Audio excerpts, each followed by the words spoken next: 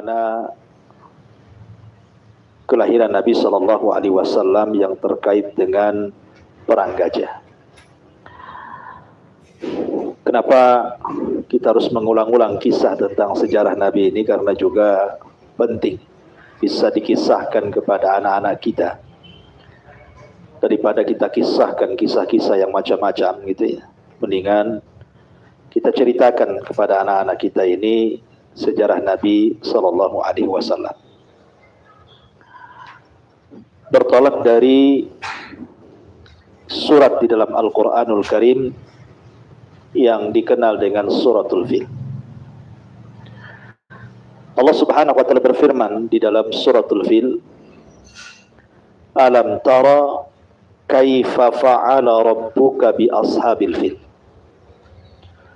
Alam yaj'al kaidahum fi tadlil wa arsala alaihim tayran ababil tarmihim bihi jaratin min sijil faja'alahum ka'asfi ma'kul."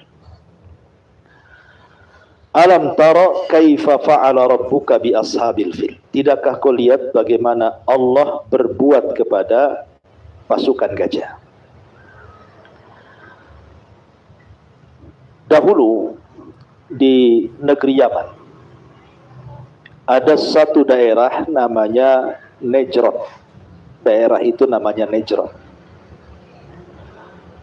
dan dipimpin oleh seorang Yahudi namanya Dzunwas.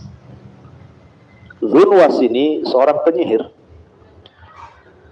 dan dia mengaku Tuhan, sama dengan raja-raja sebelumnya seperti Namrud dan juga Fir'aun juga mengaku Tuhan, karena dia mempelajari ilmu sihir dan punya guru tukang sihir yang selalu menampakkan keanehan supaya tampak dia dianggap Tuhan.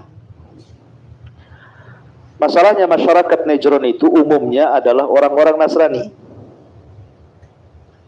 sementara rajanya Yahudi pula gitu ya. Akhirnya kemudian Dzunwas ini sangat zalim sekali dan berakhir dengan pemaksaan orang-orang Najran yang beragama Nasrani untuk masuk ke Yahudi. Tetapi kebanyakan mereka tidak mau, dan berakhir dengan penyiksaan dengan cara dibakar hidup-hidup, dan jumlah mereka bukan sedikit, sampai dijelaskan oleh ahli sejarah itu sampai 20.000 warga Najran yang beragama Nasrani itu dibakar hidup-hidup. Sehingga pembakaran hidup-hidup kepada warga Najran itu diabadikan dalam Al-Quran dalam surah Al-Buruj, di mana Allah mengatakan, "Qutila ashabul uhdud an-nari dzatil waqud."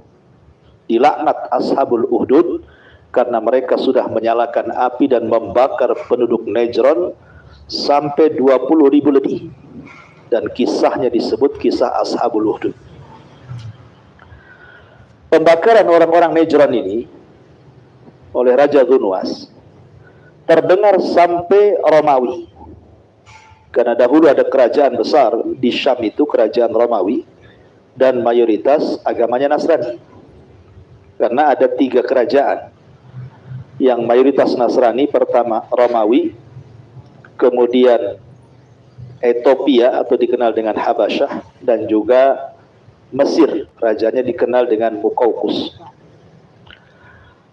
Lah, Raja Romawi ini malah, karena bagaimanapun kan sesama agama, seagama tentu kalau disiksa ya, tentu ada, dalam bahasa militer itu ada jiwa korsanya gitu.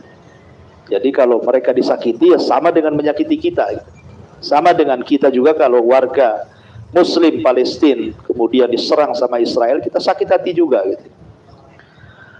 Jadi akhirnya kemudian Kaisar, Raja Romawi, mengirim surat ke Ethiopia, ke kolega yang sama-sama beragama Nasrani di Habasyah, agar persoalan di Najran itu diselesaikan oleh orang-orang Ethiopia, karena lebih dekat ke Yaman dibandingkan Syam gitu ya. Akhirnya kemudian Najasyi pun mengerahkan pasukan besar dengan memerintahkan 2 panglimanya. Pertama namanya Riyadh, yang kedua namanya Abroha. Disinilah muncul nama Abroha, Abrohatul Asra ya. Jadi bergeraklah pasukan dari Ethiopia dengan sangat besar sekali untuk menyerbu Yaman, Najran. Dan sesampainya pasukan di Najran berhasil ya menyerang kerajaan Dhunwas. Akhirnya Najran pun jatuh ke tangan tentara Riyadh dan juga Abraha. Bahkan rajanya Dhunwas dibunuh. Akhirnya kemudian Yaman di bawah kekuasaan Riyadh dan juga Abraha, di bawah kekuasaan Ethiopia, Habasyah. Tetapi kemudian ketika kemudian Najran jatuh, yang pertama memimpin adalah Riyadh. Cemburulah Abraha dan dia ingin menjadi raja Najran. Akhirnya Abraha pun dengan sangat licik membunuh Riyadh, kawannya, supaya dia bisa jadi raja Najran. Ketika kemudian Abraha membunuh rekannya, sama-sama panglima perang ini, Riyadh ini, kedengaran kemana? Ke Habasyah. Marah Raja Najasyi, kenapa jenderalnya bisa dibunuh? Dan hampir-hampir mengirim pasukan untuk membunuh Abraha. Tetapi Abraha cerdas, dia mengirim hadiah dari Yaman ke Raja Najasyi Ethiopia bahwa dia tetap setia mengikuti Najasyi yang ada di Ethiopia. Maka senanglah kemudian Najasyi dan meresmikan bahwa Abraha masih bagian kekuasaan Ethiopia walaupun ada di Yaman. Seiringnya dengan waktu, Abraha ini terkenal memang tidak disukai orang-orang Arab. Apalagi ketika itu orang Yaman itu dipimpin oleh Dhi Yazan. Jadi rajanya itu namanya Dhi Yazan, keturunan Himyar Saba, Ratu Balkis, itu turunannya itu sampai ke seorang namanya Dhi Yazan. Lah Dhi Yazan ini punya istri cantik dan punya anak satu namanya Saif ibn Dhi Yazan namanya. Jadi karena tertarik Abraha itu dengan istrinya Dhi Yazan, akhirnya kemudian diambil paksa untuk menikah dengannya, padahal masih statusnya istri raja, karena sudah takluk kerajaan Yaman masalahnya. Akhirnya kemudian suaminya dibuang, diambil istrinya sama Abraha, ya, namanya Al-Qamariyah. Lah kemudian suaminya Dhi Yazan pergi ke Kisra, ke kerajaan Persia, minta bantuan supaya Kisra mengirim pasukan dan menghancurkan orang ke Kisra gitu. Tapi Kisra ini tidak membantu. Sampai akhirnya Dhi Yazan ini kemudian berbulan-bulan, bertahun-tahun tinggal di Kisra, tetap saja kerajaan Kisra tidak mau bantu dia, sampai akhirnya meninggal di Persia. Lah kemudian Abraha ini dari pernikahan dengan mengambil istri orang ini punya anak namanya Masruk, yang nanti Masruk ini akan menggantikan tahta kekuasaan Abraha setelahnya. Ya. Dan juga ada namanya anaknya yang lain ibu dengan istri yang diambil namanya Yaksub, dan itu juga akan menjadi pengganti Abraha tapi sebentar. Jadi singkat cerita, akhirnya kemudian Abraha ini melihat kondisi orang-orang Arab itu kok aneh gitu ya. Aneh apa? Karena kok orang-orang Yaman itu, khususnya suku-suku Arab, mereka setiap tahun itu selalu datang ke Mekah, mengagungkan Ka'bah. Akhirnya Abraha ini tanya-tanya gitu, ada apa memang dengan Ka'bah itu? Kenapa setiap tahun orang-orang Arab itu kok mengunjungi Ka'bah? Untuk apa? Abraha tidak paham bahwa mereka sedang haji. Dan haji itu sudah ada sejak zaman Nabi Ibrahim. Jadi orang-orang jahiliyah pun mereka haji. Cuman hajinya ala mereka tentunya ya, bukan haji seperti kita kaum muslimin gitu. Mereka menyembah berhala masalahnya. Haji dengan dicampuri dengan kesyirikan. Jadi Abraha bertanya, Ka'bah itu seperti apa? Maka digambarkan Ka'bah itu hanya tumpukan batu yang dikasih pakaian berupa kiswah, gitu saja. Jadi terpikirlah Abraha untuk membuat gereja, karena dia seorang Nasrani. Terpikir untuk membuat gereja sebagai tandingan Ka'bah. Boleh jadi atau mudah-mudahan kalau gereja itu terbangun dengan megah, orang-orang Arab sudah tidak datang lagi ke Ka'bah dan mengunjungi gerejanya. Dengan harapan seperti itu. Akhirnya betul terlaksanalah, dia membuat gereja megah sekali. Sampai dibantu oleh Ethiopia dana-dananya, sampai gereja itu dicampurnya dengan emas, dengan perak, dan tinggi sekali. Saking tingginya orang-orang menyebutnya kulais. Kulais itu dari bahasa kolam sua, jadi kalau nenggak itu pecinya sampai jatuh. Saking tingginya, makanya disebut kulais itu. Ketika sudah diresmikan gereja itu, kok tidak ada orang yang datang? Tetap saja setiap tahun orang-orang Arab itu ke Mekah mengunjungi Ka'bah gitu kan. Sepi gerejanya, nggak ada ya orang datang ke gereja. Karena memang Abrahah tidak paham. Dikiranya orang datang ke Mekah itu karena persoalan fisik bangunan. Makanya dia membuat fisik bangunan yang lebih megah. Tidak paham bahwa di balik Ka'bah itu bukan masalah fisik bangunan, tetapi masalah keyakinan, pengagungan, ya kan? Akhirnya kemudian ada seorang laki-laki dari Mekah, seorang anak muda dari Mekah. Dia tidak suka dengan gerejanya Abrahah. Kemudian dia berjalan kaki dari Mekah menuju Son Ayaman. Rupanya sampai di gerejanya malah membuat Abrahah marah. Kenapa? Karena dia mengencingi gerejanya dan buang hajat di tengah-tengah gereja sambil meletakkan surat penghinaan. Kononnya dia ingin membela Ka'bah dengan cara seperti itu. Tapi ini bukan Muslim, karena kan belum ada Islam. Ya, Rasul belum ada, ya kan? Lahir pun tidak. Jadi yang dilakukan ini bukan orang Islam. Tidak boleh orang Islam meletakkan najis di gereja, tidak boleh. Ya, apalagi menghina sesembahan di luar dari Islam tidak boleh. Karena mereka akan menghina kita lebih jahat dibandingkan kita menghina mereka. Akhirnya kemudian Abrahah tahu ada penghinaan dari orang yang berasal dari Ka'bah, lingkungan Ka'bah itu. Marah dia. Sebab itulah Abrahah akhirnya mengumpulkan pasukan. Pasukan besar yang sejarah menyebutnya dengan Ashabul Fil, pasukan bergajah. Orang Arab itu tidak kenal gajah. Karena di Arab itu taunya unta, ya, sapi, kambing gitu. Gajah itu tidak tahu seperti apa bentuknya. Karena Abrahah sendiri mendatangkan gajah itu dari Ethiopia sana. Ethiopia lah tempatnya gajah. Jadi datangkan ke Yaman. Karena orang Arab tidak tahu kemudian gajah seperti apa, ngelihat aja udah takut gitu. Kok ada binatang kayak gitu ya. Makanya kemudian dikenal namanya dengan Ashabul Fil, karena nggak pernah lihat gajah, tiba-tiba lihat gajah, ketakutan mereka. Lah ketika Abrahah kemudian bawa pasukan gajah dari Yaman menuju Mekah untuk menghancurkan Ka'bah, Abrahah tidak hendak menyerang orang Arab, tidak. Dia hanya ingin membalas sebagaimana mereka telah menghina gerejanya, maka akan dihancurkan Ka'bahnya itu saja. Akhirnya Abrahah pun bawa pasukan. Orang-orang Arab itu berusaha menghalang-halangi, tapi apa daya, orang pasukan Abrahah kuat, sehingga nggak ada gunanya. Tetap saja dia ngeringsek dan berjalan sampai mendekati Mekah. Sampai ketika sampai di Taif, orang-orang Taif ketakutan. Karena di Taif itu ada sesembahan orang Taif yang bernama Lata. Kan ada Lata, Uzza, Manat. Di Taif itu ada patung Lata. Sehingga orang-orang Taif menyangka bahwa Abrahah itu akan menghancurkan Lata. Sehingga orang-orang Taif keluar semuanya, kemudian meminta agar jangan dihancurkan Lata. Mereka siap loyal dengan Abrahah, tapi jangan dihancurkan Lata.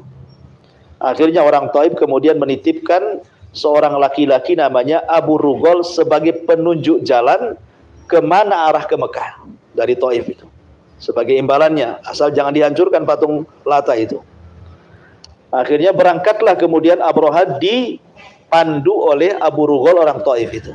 Tapi sayang Abu Rugol kemudian mati di tengah jalan. Dan kuburannya sampai hari ini dilempari batu sama orang Arab. Kenapa? Karena dia orang yang pertama berkhianat, yang menunjukkan jalan Abrahah menuju Mekah. Sampai sekarang kalau lewat kuburannya Abu Rugol itu dilempari batu. Ya, karena dia orang yang pertama berkhianat kepada bangsa Arab. Lah ketika Abrahah kemudian terus menyusur sampai mendekati Mekah, melewati peternakan orang-orang Arab. Lah kebetulan unta-untanya Abdul Muttalib itu ada di situ. Ya. Rupanya dicuri sama pasukan Abrahah itu. Unta-unta orang Arab, salah satunya untanya Abu Talib pun kena curi juga. Sekitar 200 unta itu diambil milik Abdul Muttalib. kemudian dibawa oleh pasukan Abraha. Lah ketika sampai di sebuah tempat namanya Wadin Muhassir, lembah di mana Abraha akan dihancurkan di situ. Ya. Jadi kemudian Abraha ingin berjumpa siapa si pemimpin Arab sebenarnya. Dan bertanya siapa pemimpin Arab. Maka orang-orang menyebutnya Abdul Muttalib, kakeknya Nabi. Maka ingin berjumpalah Abraha dengan kakeknya Nabi. Abdul Muttalib itu orangnya sangat berwibawa. Setiap melihat mukanya saja orang sudah hormat gitu Abdul Muttalib itu. Karena ada wajah-wajah itu kalau kita nengok saja kayaknya segan gitu ya. Belum ngomong sudah segan kita. Jadi Abdul Muttalib itu punya wajah seperti itu. Abraha saja sampai segan sama Abdul Muttalib. Dia nggak berani ngobrol di atas atau ngomong di atas gajah, nggak berani. Turun dia sampai ngampar di padang pasir. Yang namanya Abraha bukan orang Arab, kan tidak paham bahasa Arab. Dan Abdul Muttalib pun bukan orang Ethiopia, tidak paham bahasa Ethiopia. Jadi ngobrolnya itu ya pakai penerjemah lah. Ya, pakai penerjemah, satu-satu diterjemahkan sama penerjemah gitu ya. Abraha kemudian bertanya soal Ka'bah, tapi Abdul Muttalib tidak jawab. Abdul Muttalib malah menanyakan soal unta yang dicuri oleh anak buahnya. Kata Abdul Muttalib, saya kemari bukan hendak berbincang soal Ka'bah yang kuhancurkan, yang akan kuhancurkan. Saya kemari hanya ingin berbincang mana 200 unta saya, kata. Karena dicuri oleh anak buahnya. Dari situlah Abraha yang tadinya hormat kepada Abdul Muttalib hilang rasa hormatnya. Kenapa? Dikiranya Abdul Muttalib itu akan membela Ka'bah. Ya. Rupanya tidak ada pembelaan sama sekali tentang Ka'bah. Malah justru minta unta dia. Kata Abraha, ya Abdul Muttalib, ini loh Ka'bah yang kau agungkan, nenek moyangmu agungkan, semua orang Arab mengagungkan, akan saya hancurkan, kau tenang-tenang saja. Maka Abdul Muttalib mengatakan, ya Abraha, kenapa saya kemari ingin menuntut unta yang kalian curi? Karena unta itu ada pemiliknya. Aku loh pemiliknya. Makanya saya akan mengambil unta-unta itu. Adapun Ka'bah itu punya pemilik sendiri. Nanti pemiliknya yang akan melindungi. Saya nggak ada urusan dengan Ka'bah. Ya, jadi Abdul Muttalib mengatakan, Ammal Ka'batu falahu rabbun yahmi. Adapun Ka'bah itu punya Rabb, punya pemilik. Nanti dia yang melindungi, bukan aku, katanya. Aku ini hanya melindungi unta-untaku saja, karena itu aku pemiliknya. Kemudian Abraha baik, dikasihkan lagi untanya. Kemudian Abdul Muttalib pergi. Sebelum pergi dia sempat memperingatkan orang-orang warga-warga sekitar Mekah untuk menghindar, supaya jangan terkena imbasnya. Kemudian sebelum meninggalkan Ka'bah, Abdul Muttalib berdoa kepada Allah Azza wa Jalla agar dilindungi oleh Allah Azza wa Jalla. Begitulah orang-orang musyrik, di waktu genting mereka ingat Allah, tapi di waktu susah mereka menyembah berhala. Itulah orang musyrik seperti itu. Akhirnya kemudian orang-orang Arab hanya melihat dari kejauhan kira-kira apa yang terjadi dengan Abraha kalau menghancurkan Ka'bah. Lah ketika Abraha bergerak dari Wadi Muhassir itu menuju Mekah, menuju Ka'bah itu, rupanya gajah-gajah yang selama ini ditunggangi dari Yaman menuju Wadi Muhassir yang sudah dekat lagi dengan Mekah itu, sudah dekat dengan Ka'bah, tidak mau bergerak tuh gajah-gajah itu. Tapi kalau dia berjalan ke arah lain, mau dia. Kalau dia umpamanya diarahkan pulang ke Yaman, mau dia gerak. Atau diarahkan ke Syam, mau dia bergerak. Tapi kalau diarahkan ke Ka'bah, tidak mau. Dia deprak lagi bahasa kita, duduk lagi, tidak mau jalan dia. Akhirnya Abraha pun malah dipecut-pecut pun tidak mau. Sebenarnya di sini Abraha harusnya paham bahwa dia sedang berhadapan dengan siapa gitu ya. Kan Abdul Muttalib sudah memperingatkan bahwa Ka'bah itu ada pemiliknya, ada Tuhan yang sendiri yang melindungi. Dengan kejadian gajah tidak mau bergerak itu, kalau Abraha berpikir harusnya dia tahu bahwa ini ada apa-apa gitu ya. Tapi otaknya Abraha tidak sampai di situ. Akhirnya tetap saja kemudian dia berniat untuk menghancurkan Ka'bah walaupun tanpa gajah, dia ingin jalan kaki. Ketika hendak bergerak itulah tiba-tiba langit kemudian hitam, rupanya sudah banyak burung-burung ababil, burung-burung hitam, burung-burung laut itu. Sudah menaungi semua tentaranya. Dan masing-masing burung membawa 3 batu. 2 batu di tangannya, di kakinya, dan 1 batu di paruhnya. Jadi ketika mereka nenggak ke atas, apa yang terjadi? Fa arsala alaihim tayran ababil tarmihim bihijaratin min sijil. Allah utus kepada Abraha burung-burung ababil, kemudian mereka menembaki batu-batu yang ada di kaki dan paruhnya. Apa yang terjadi? Faja'alahum ka'asfim ma'kul. Allah jadikan pasukan Abraha itu seperti daun yang dimakan ulat. Coba perhatikan kalau kita lihat daun, ada ulatnya di situ. Pasti daun itu akan hilang separuh. Entah bolong sini, hilang separuh, tinggal separuh. Jadi maksudnya di sini, orang yang terkena tembakan burung ababil itu pasti akan hilang separuh badannya. Ya, entah hilang kakinya, hilang tangannya, hilang kepalanya. Persis seperti daun yang dimakan ulat gitu. Bagaimana kerasnya adab Allah. Hanya mengutus tentaranya berupa burung-burung laut, burung-burung kecil. Tapi Allah kalau berkehendak begitulah. Ya. Allah subhanahu wa ta'ala bisa menghancurkan pasukan yang ketika itu sangat kuat di Jazirah Arab, yang tidak ada yang bisa mampu menandingi. Dengan sekejap saja Allah bisa menghancurkan dengan burung ababil. Dan itu kuasa Allah subhanahu wa ta'ala. Akhirnya semua pasukan mati di situ. Abraha sempat diselamatkan. Diselamatkan ke mana? Ke Yaman. Tapi sampai di Son'a kemudian nyawanya tidak tertolong. Namun sebelum dia meninggal, dia titipkan kerajaan Habasyah yang ada di Yaman kepada anaknya namanya Yaksum. Abraha meninggal, kemudian Yaksum pun yang memimpin Najran kala itu. Tapi tidak lama, hanya beberapa waktu karena sakit kemudian meninggal. Kemudian adiknya Masruq bin Abraha itulah yang kemudian memimpin Najran. Ya. Sedikit kita akan cerita tentang keluarga Abraha dulu. Ya.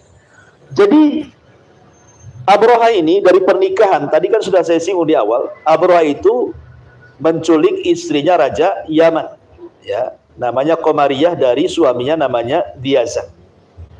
Dari pernikahan Abraha ini dengan Qamariyah ini lahir anak namanya Masruq ini.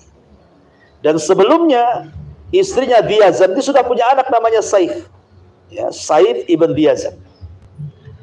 Jadi suatu ketika Saif ibn Diyazan ini kan masih anak-anak gitu ya. Jadi ibunya tidak pernah menceritakan siapa bapaknya. Jadi kiranya dia anak Abraha. Jadi suatu ketika bertengkarlah antara Saif bin Diyazan dengan Masruq ini, saudara seibu ini. Tiba-tiba saling mencela bapaknya. Ya, sampai kemudian Masruq mencela bapaknya. Jadi Saif ibn Diyazan baru tahu bahwa bapaknya bukan Abraha. Tapi bapaknya adalah Raja Arab yang diusir Abraha. Ngadu dia sama ibunya. Dia mengatakan, "Bu, sebenarnya bapak saya ini siapa?" gitu. Ya, karena dia menyangka bapaknya Abraha gitu ya. Kemudian ibunya menceritakan bahwa engkau itu keturunan Raja Himyar, keturunan Ratu Balkis, ya, Raja Yaman gitu maksudnya ya. Dan bapakmu itu diasingkan, kemudian entah kemana dia. Ya, ibu dengar dia meminta bantuan ke Kisra, tetapi sampai di sana meninggal dunia. Dari situlah kemudian karena Saif ibn Diyazan masih kecil, maka dia memendam saja dendam kepada Abraha. Sampai ketika dia sudah besar, gitu ya. Dan Abraha pun sudah meninggal, dan kekuasaannya dipegang oleh Masruq, ya. Maka kemudian Diyazan ini ingin merebut kekuasaan yang pernah diambil oleh Abraha dari Diyazan ini. Karena dia tahu kekuatan orang-orang Ethiopia di Yaman menguasai Arab. Nggak ada orang Arab berani masalahnya. Dan mereka sudah mulai jahat kepada orang Arab. Tidak suka orang-orang Arab, tapi tidak bisa apa-apa. Akhirnya Saif ini, putra Diyazan ini, pergi ke Romawi sana, minta bantuan. Tetapi masalahnya Romawi tidak mau ngasih bantuan, karena Romawi juga agamanya Nasrani. Kemudian juga Abraha juga agamanya Nasrani. Nah, mungkin sesama agama kan itu. Nggak mau bantu. Karena Romawi tidak mau bantu, akhirnya Saif ibn Diyazan pergi ke Kisra. Ke Kisra, ke Persia, karena Persia agamanya bukan Nasrani, agamanya Majusi, penyembah api. Tentu berseberangan gitu ya. Ketambah-tambah memang Saif ibn Diyazan ini ingin meminta hutang agar dibayar sama Kisra, keluarga Al-Sarwan ini. Karena dulu bapaknya minta bantuan, tidak dibantu sampai meninggal di pintu Kisra kan gitu ya. Maka dia datang ingin menagih hutang. Sesampainya kemudian di Persia, dia ketemu dengan pembesar Arab namanya Nu'man ibn Munzir. Nu'man ibn Munzir ini keturunan raja juga, dihormati oleh Raja Persia Al-Sarwan ini. Ya. Jadi akhirnya kemudian ketika melihat Saif ibn Diyazan ini, maka Nu'man ibn Munzir menghormati dia dan dihadapkan kepada Raja Sarwan, Raja Kisra, Raja Persia ini. Bahwa ada Raja Arab datang meminta bantuan. Awalnya orang-orang Persia ini, Raja Kisra ini, Al-Sarwan ini nggak mau bantu. Buat apa saya kirim pasukan kemudian menyerang Habasyah yang ada di Yaman. Yaman ini apalah? Apa hasilnya kalau saya nyerang Yaman ini? Hanya padang pasir, isinya hanya unta sama kambing, nggak menguntungkan kerajaan sama sekali. Jadi nggak mau orang-orang Kisra ini bantu. Akhirnya kemudian karena sebagai penghormatan, Alusarwan ini, Raja Kisra ini, Raja Persia, memberi hadiah kepada Saif ibn Yazan dengan setumpuk emas, sebaiknya kau pulang lagi lah ke Yaman. Sebagai imbalannya saya kasih hadiah. Tetapi kemudian sama Saif ibn Yazan ini malah dibagi-bagikan di orang-orang miskin di Persia itu.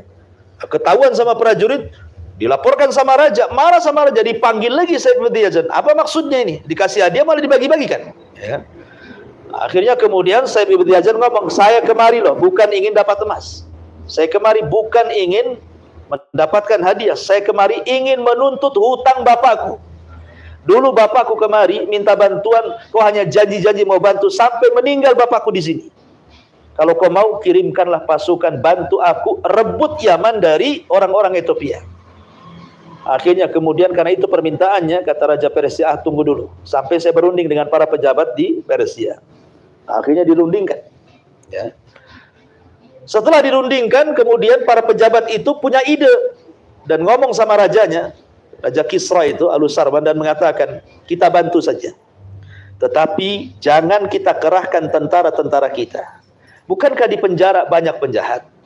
Di penjara itu banyak maling, banyak koruptor, ya, banyak tentara-tentara yang berkhianat. Gimana kalau kita utus saja sebagai pasukan, kita keluarkan saja orang-orang penjara, biar orang-orang yang di penjara itu yang nyerang Yaman, katanya. Jangan pakai pasukan kita.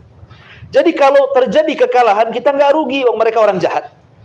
Kalau kita menang, maka Yaman akan masuk pada kekuasaan Persia. Kata Raja Kisra setuju.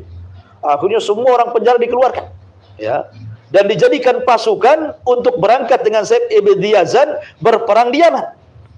Ya, jumlahnya tidak banyak, hanya 600 orang yang ada di penjara. Cuman masalahnya di penjara itu ada mantan panglima perang, ya, yang sangat dikenal, tetapi menentang raja, maka di penjara.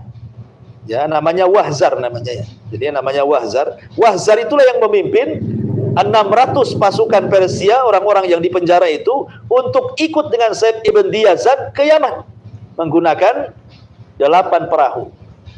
Akhirnya berangkatlah dengan 8 perahu, kemudian 2 tenggelam dan sisanya 6 perahu sampailah di Aden, Yaman. Akhirnya Saif ibn Yazan itu mengerahkan kabilah-kabilah Arab bahwa ada bantuan dari Persia. Maka kemudian kabilah-kabilah Arab yang tadinya takut ketika mendengar ada bantuan dari Persia, berani mereka untuk melawan Masruk putra Abraha dan orang-orang Ethiopia yang menduduki Najran. Di sini terjadi peperangan antara orang-orang Arab yang dipimpin Saif ibn Yazan yang dibantu oleh Wahzar, pemimpin dari Persia, dengan 600 pasukan, dan melawan tentara Masruk putra Abraha yang begitu banyak gitu. Tetapi singkat cerita, akhirnya Masruk terbunuh oleh Wahzar dan kemudian Najran jatuh ke tangan Persia. Walaupun yang memimpin Saif ibn Yazan, tetapi kan loyalnya ke Persia, tetap harus ngirim upeti ke Persia, karena berkat Persia lah kemudian Saif ibn Yazan ini bisa mengusir orang-orang Habasyah balik lagi ke Ethiopia sana. Lah dari sinilah kemudian Saif ibn Yazan jadi raja di Yaman. Jadi ketika dia masuk ke Son'a dan berdiri di singgasananya, orang Arab senang sekali. Kenapa? Karena mereka benci dengan orang-orang Habasyah. Akhirnya datanglah dari daerah-daerah ingin mengucapkan selamat. Salah satunya adalah dari Quraisy datang, dipimpin oleh Abdul Muthalib. Di sana ada Abdullah ibn Jad'an, Umayyah ibn Abdi Syamsi, termasuk juga ayahanda Khadijah namanya Khuwailid, juga ikut bersama Abdul Muthalib datang ke Yaman ingin mengucapkan selamat karena sudah mengusir orang-orang Ethiopia pulang lagi ke Habasyah sana. Ya. Akhirnya disinilah pertemuan Abdul Muthalib dengan Saif ibn Yazan. Kemudian ketika Abdul Muthalib berjumpa dengan Saif ibn Yazan, Saif ibn Yazan raja Yaman ini, ya, melihat Abdul Muthalib ini dengan penglihatan aneh, berbeda dengan orang Arab yang lainnya. Kayaknya ada apa-apa. Ya. Akhirnya suatu pertemuan, Abdul Muthalib memperkenalkan bahwa dia ahlul haram, dialah yang menjaga Ka'bah, dia begini. Makin suka nih Saib ibn Diyazan dengan Abdul Muthalib ini. Sampai akhirnya Saib ibn Diyazan, Raja Yaman, mengatakan kepada Abdul Muthalib, bagaimana kalau kita ngomong berdua, jangan di hadapan orang, ada sesuatu yang akan saya bicarakan. Akhirnya berjumpalah Abdul Muthalib dengan Raja Yaman Saib ibn Diyazan ini. Kata Saib ibn Diyazan, wahai Abdul Muthalib, aku ini punya ilmu yang kau tidak tahu, dan manusia pun tidak tahu. Aku suka membaca kitab-kitab lama. Aku lihat bahwa dari keturunanmu akan ada yang jadi nabi. Jadi Saib ibn Diyazan ini mengatakan kepada Abdul Muthalib bahwa keturunanmu akan ada yang jadi nabi. Karena saya membaca ini waktu kenabian sudah dekat. Nama nabi yang akan muncul itu namanya Ahmad ataupun Muhammad. Dia punya ciri stempel kenabian di bahu sebelah kirinya. Dan dia ayah ibunya meninggal, kemudian yang mengasuh paman dan kakeknya. Kemudian bla bla bla bla. Persis seperti apa yang dialami Nabi. Jadi Saib ibn Diyazan itu punya pengetahuan soal Rasul. Ya. Jadi Abdul Muthalib kaget loh, kenapa dia tahu soal pengetahuan itu? Abdul Muthalib awalnya menutupi, tapi lama-lama akhirnya kemudian Abdul Muthalib mengatakan, kok persis seperti cucuku, kata Abdul Muthalib. Kata Abdul Muthalib, aku loh punya anak namanya Abdullah. Dia menikah dengan seorang wanita namanya Aminah.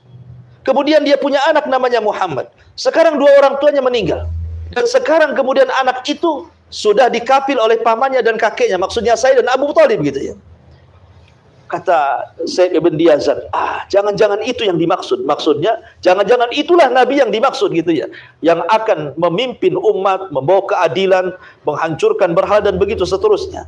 Tetapi kata Saib ibn Diyazan mengatakan kepada Abdul Muthalib, tapi hati-hati. Orang-orang Yahudi tidak suka. Kamu harus melindungi cucumu. Dan sejak itu Abdul Muthalib merahasiakan. Ya, sampai Rasulullah besar dan Abdul Muthalib pun tidak lama, hanya 2 tahun mengasuh Rasul, kemudian meninggal ketika Rasul di usianya 8 tahun baru berpindah ke tangan Abu Thalib, kan gitu ceritanya. Ya. Jadi akhirnya kemudian dari sini menunjukkan bahwa ramalan akan munculnya seorang nabi itu sudah tersebar di orang-orang Arab itu. Sampai Raja Yaman Saib ibn Diyazan itu ngomong begitu. Makanya ketika kemudian kelahiran seorang nabi itu sudah mendekati orang-orang Arab, udah tahu karena sudah tersebar masalahnya kan. Sehingga banyak orang-orang yang kalau lahir orang Arab itu dikasih namanya Muhammad. Jadi ada sekitar 14 keluarga punya anak itu dikasih nama Muhammad semua. Karena apa? Karena mereka ingin bahwa anaknya lah yang dimaksud Muhammad, turunan Nabi itu. Ya, tapi kan yang menentukan Muhammad siapa yang jadi Nabi kan bukan kita, Allah Subhanahu wa taala kan itu ya. Ya, ditambah-tambah kemudian orang-orang Yahudi yang ada di Madinah itu, orang-orang Yahudi yang di Madinah itu, ketika saat lahirnya Nabi SAW melihat bintang Ahmad di langit, dan itu tidak ada yang tahu kecuali orang Yahudi, ciri-ciri kelahiran munculnya bintang Ahmad itu, sampai pembesar Yahudi pada keluar. Ya, ketika lahirnya Rasulullah itu, kemudian memandang ke langit, ini harusnya malam ini lahir seorang Nabi. Akhirnya orang-orang Yahudi mengetuk rumah setiap orang Yahudi yang ada di Madinah, ada nggak wanita yang melahirkan? Ada nggak wanita yang melahirkan? Rupanya tidak ada satupun orang Yahudi yang melahirkan di malam munculnya tanda kenabian itu. Padahal di Madinah itu ada 10 kabilah Yahudi. Dari 10-10-nya kabilah itu tidak ada satupun wanita yang melahirkan di malam itu. Tapi setelah selang beberapa waktu terdengarlah bahwa di Mekah rupanya ada seorang wanita namanya Aminah, suaminya Abdullah, kakeknya Abdul Muthalib, melahirkan di hari ketika tanda bintang itu keluar. Menangislah ulama-ulama Yahudi dan mengatakan laqad dhahabat nubuwwatu Bani Israil. Telah hilang kenabian Bani Israil dan telah diambil orang Arab katanya. Menangis orang-orang Yahudi, ya kan? Nah, dari sini ma'asyiral muslimin wal muslimat rahimani wa rahimakumullah. Jadi kelahiran Rasul itu sudah diramalkan, bukan hanya orang-orang Yahudi kan. Raja Yaman saja sudah dilahirkan. Bahkan Raja Yaman sebelumnya yang namanya Tuba namanya. Ya, Tuba itu Raja Yaman yang disebutkan dalam Al-Quran itu. Kaum Tuba. Siapa Tuba ini? Raja Yaman. Sampai ketika dia ke Madinah, ya, sampai dia membangun rumah di Madinah itu, yang kemudian belakangan rumah itu dipakai oleh Abi Ayyub Al-Ansari. Ketika hijrah Nabi SAW, Rasul tinggal di rumah itu. Rumah itu yang membangun Raja Yaman. Karena apa? Berpikir bahwa nanti Nabi itu akan muncul dan akan tinggal di sini. Jadi sudah disediakan rumahnya sama Tuba tuh. Ya, Raja Yaman yang sebelum Said Ibn Diyazan, Tuba itu orang yang pertama kali memberikan kiswah Ka'bah itu. Jadi yang pertama kali memberikan kiswah Ka'bah itu seorang Raja Yaman namanya Tuba. Ya, baru sekarang kan setiap tahun kiswah Ka'bah itu diganti gitu ya. Itu sejarah lama lah. Ya, intinya bahwa ketika kemudian tumbangnya kerajaan Abroha yang diakhiri dengan putranya Mas'ud ibn Abroha dikalahkan oleh tentara Diyazan yang kemudian dibantu oleh Persia, maka tidak ada lagi orang Habasyah di Yaman, semua pulang ke Ethiopia. Masalahnya Yaman itu sekarang di bawah kekuasaan Persia. Ya. Yang tadinya hilang Habasyah, Persia pula masuk. Makanya Nabi SAW ketika dia hijrah ke Mekah, dari Mekah ke Madinah, orang-orang Madinah itu kan banyak terpengaruh dengan adat istiadat ulang tahunnya orang-orang Persia yang ada di Yaman. Karena Madinah itu orang-orang Arabnya asal Yaman. Ya, makanya orang-orang Ansor itu, kan ada Muhajirin, ada Ansor. Orang Ansor itu kebanyakan orang Yaman. Kakek buyutnya itu, ya, dari Khazraj dan Aus gitu ya. Jadi orang Yaman itu masih suka membuat acara-acara yang biasa dipakai oleh orang Persia. Makanya ketika hijrahnya Rasul ke Madinah, kok aneh ya, kaum muslimin itu kok merayakan sesuatu perayaan yang biasa dirayakan orang-orang Persia. Makanya Nabi SAW mengatakan, tinggalkanlah perayaan kalian, karena Islam sudah membuat dua perayaan yang lebih baik daripada perayaan itu, Idul Adha dan Idul Fitri. Kata Rasulullah, ganti, ya nggak usah adalah perayaan Persia itu, ganti dengan Idul Fitri dan Idul Adha. Ya, menunjukkan bahwa pengaruh Persia itu sampai ke Madinah gitu ya. Tetapi kemudian Said Ibn Diyazan tiba-tiba kemudian dibunuh dengan cara makar oleh orang-orang Habasyah, kemudian meninggal. Akhirnya kemudian orang Habasyah sempat berkuasa lagi dan ada hukum Persia lagi, sampai kemudian Nabi SAW diutus, kemudian hijrah ke Madinah dan menyebarkan dakwanya sampai ke Yaman. Akhirnya terusirlah Persia dari Yaman, terusirlah orang Habasyah dari Yaman, dan seluruh negeri Yaman menjadi negeri Islam sampai sekarang. Ya, itulah diantara sejarah Abrohatul Asram yang datang ke Ka'bah sampai kepada terusirnya Abroha dan pasukan dan kembali ke negaranya Ethiopia. Ya. Wallahu a'lam bishawab. Inilah kandungan makna daripada suratul Fil. Ya, mudah-mudahan sejarah singkat ini bisa dipahami, bisa diceritakan kepada anak-anak, karena bagaimanapun sejarah Nabi jauh lebih penting dibandingkan cerita-cerita yang lain.